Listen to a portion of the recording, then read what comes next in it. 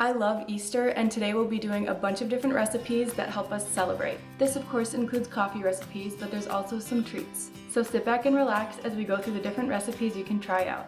Check out the description to see what you'll need for each recipe. First up, we have chocolate peanut butter eggs.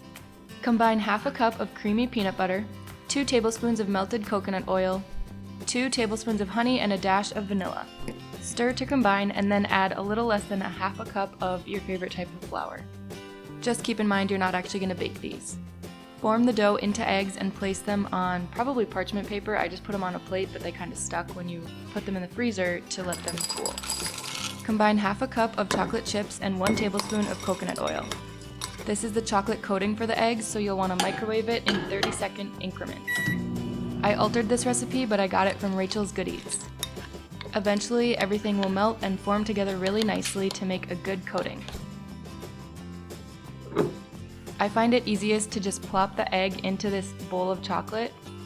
Then you can use a fork and a spoon to maneuver it around and make sure that everything on top is nice and smooth. The fork is nice because the excess will drip through the little prongs. Pop them in the freezer to let everything cool down again, and this is what they'll look like. For the aesthetic, it's nice to trim off little edge pieces to make it a more perfect looking egg. Again, shout out to Rachel's Good Eats because these are amazing. Look at that! Now we'll have some fun with some pretzel rods. Using that same chocolate and coconut oil mix from the Reese's eggs, you can cover each rod with chocolate. The easiest method I found for this was filling the spoon up with chocolate and guiding it down along the pretzel. You can rotate the pretzel, and then once each side is covered, you want to let all the excess drip off, and then you can place it down on, I was using cling wrap, but again, I probably recommend parchment paper. I used what I had left of the pretzels, and some of them were broken, but they turned out nice. And same thing for these, you want to freeze these so that everything cools and hardens. And as you can see, they do come off the cling wrap pretty nicely. And again, there will be a lot on the side, so you can trim that off. And even try making chocolate curls if you want.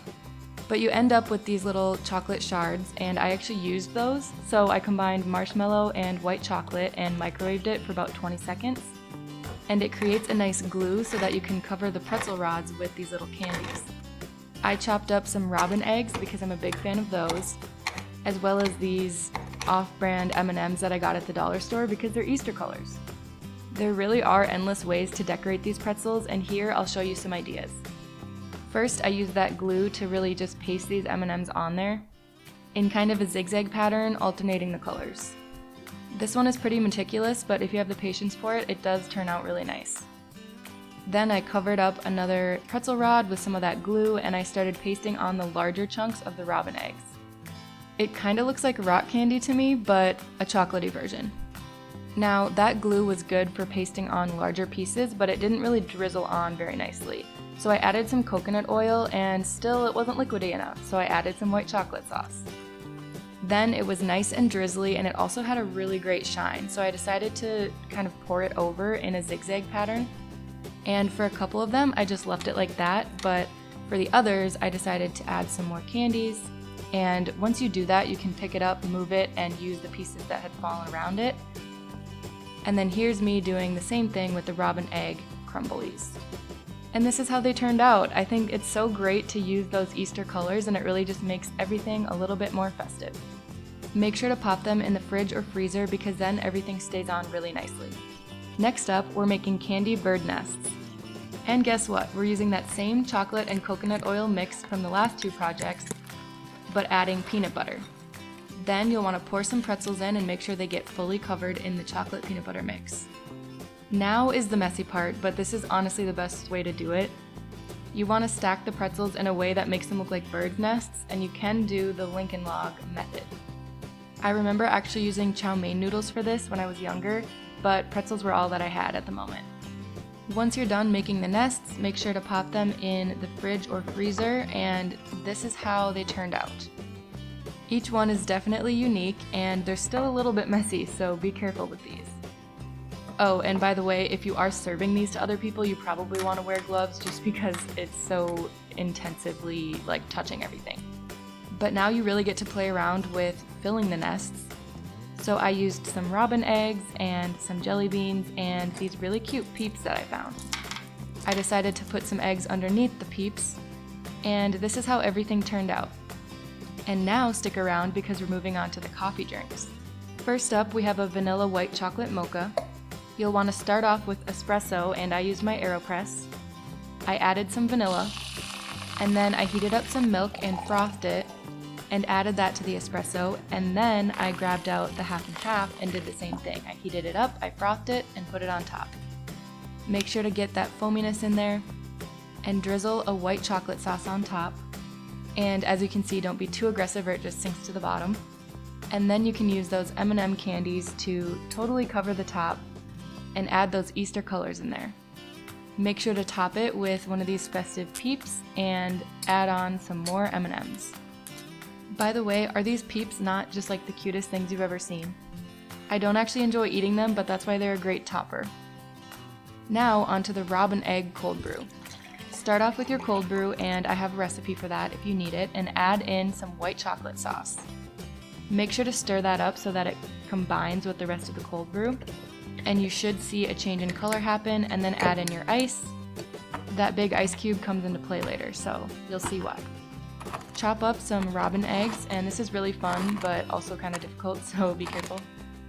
Robin eggs are malted milk balls, which is why I paired it with white chocolate and malt powder. I added 1 teaspoon of malt powder to about a 1/4 cup of half and half and frothed it up, and then when you pour it over, you have this really nice cold foam. Not only that, but the flavors totally complement the robin eggs. You want to sprinkle them on top, and I did try to get some even coverage, and then I ended up kind of scooping them to the sides a little bit more because, of course, I wanted to add a peep on top. And this is where that big ice cube comes into play because it acts as a flotation device. Add in your cute little straw, and then you have your cold brew. So cute. Now onto the iced toasted marshmallow latte. Again, you'll need espresso, and I used my AeroPress. So now you have that little bit of coffee, but it's strong and it goes a long way. Then I added my toasted marshmallow syrup, which I will have a recipe for, so stay tuned for that video. And then mix it up so that everything kind of combines, and add another giant ice cube and some milk to a glass. Also, shout out to my mom for this adorable glass. And then you'll pour your espresso on top, which is always so fun to watch, and make sure to give that a stir. And we're going to make another cold foam.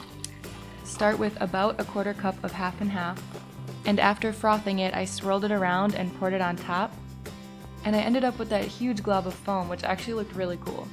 I topped it with a bird nest, and yeah, overflowing.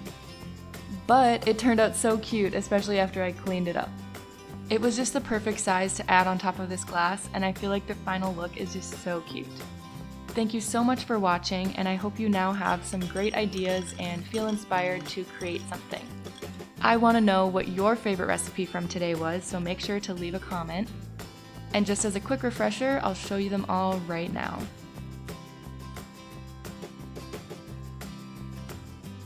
Remember to like and subscribe for more DIYs and coffee.